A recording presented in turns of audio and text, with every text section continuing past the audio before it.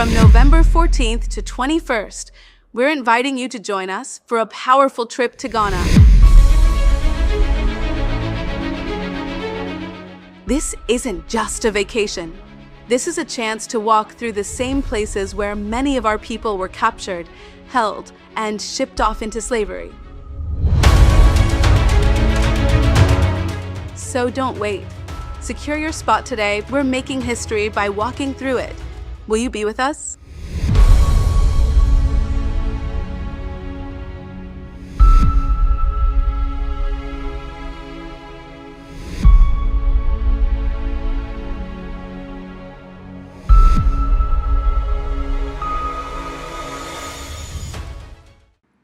So there's a viral interview with the Prime Minister of Italy, Giorgia Meloni. She got on stage and she basically dragged France for filth, publicly calling out the French government for its continued economic growth over its former African colonies, especially through the CFA franc. Now, just hold on for a moment. Let's slow things down and actually break this down properly. But before that, let's take a look at the video and then we'll talk about it right after. Now, this particular video that I'm going to be playing for you shortly surfaced on the internet a few years ago. However, recently it has resurfaced and it has become a topic of conversation within the African social media space, especially in reference to the changing tides in the Sahel region. With what's going on in Burkina Faso, in Mali, we see that new alliances are being formed, especially looking at what the relationship between Burkina Faso and Russia is at the moment. And so people are wondering, especially Africans, are wondering who else will be on the list of the new alliances that will be formed with Africa. This woman has been very vocal about the African liberation. You can see it in her body language. You can see it in the speeches that she gives, in the comments that she makes on social media. However, the question is, can this woman be trusted? Should we just accept this support open-heartedly without questioning her motive? These are the questions. So we're going to take a look at the video and we're going to have a conversation about some of the comments that she made a few years ago, because it definitely is relevant now.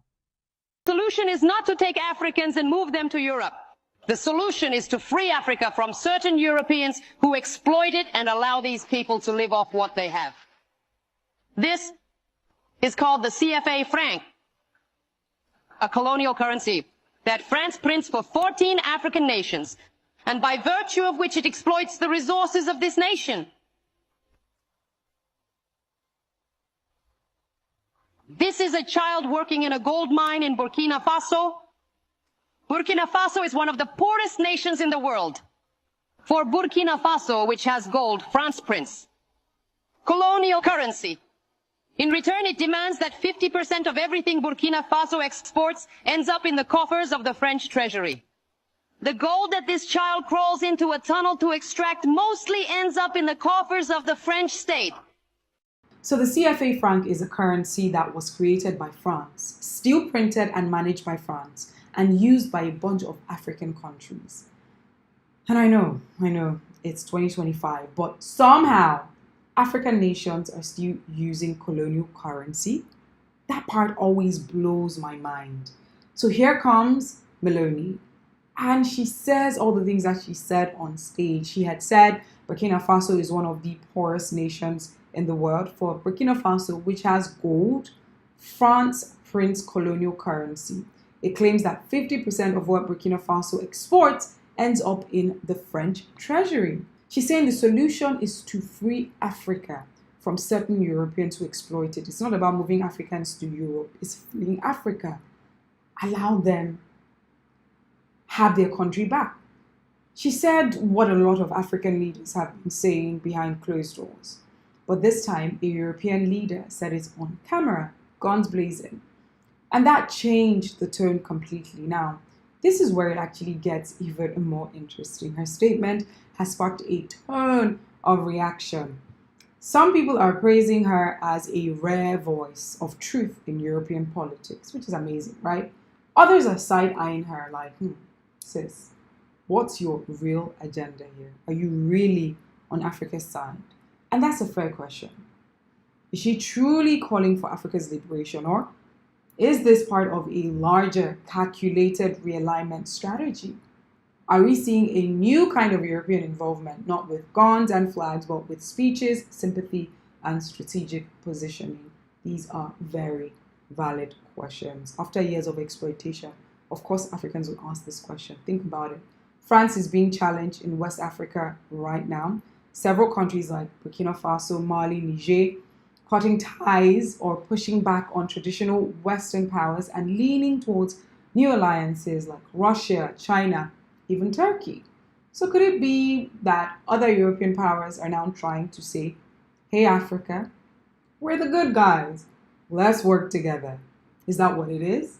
Should we be so trusting? Should we be so open-hearted about it? Let's not be naive. And I only say this to be cautious. What Meloni said was bold. It sparked conversation. And it's important that we actually give credit where credit is due. But we also need to stay sharp and vigilant, because history has shown us that no one gives up influence without trying to gain it somewhere else. Now, let me ask you this. If Italy or any other nation comes with new partnerships, new alliances, new trade deals, will Africa finally get to negotiate from a position of strength? Or are we just swapping one master for another? Because economic freedom isn't just about who says nice things in front of a camera. It's about structural and systemic change. Who owns what? Who prints what? Who profits the most? And who decides? These are the important factors. And that's what we need to keep talking about loudly. But what are your thoughts? I would like to know. Drop your thoughts in the comment section. My name is Ify Igwe, reporting from Nigeria. Let's keep watching. Let's keep questioning. And more importantly, let's keep thinking. Don't forget to like, share, subscribe.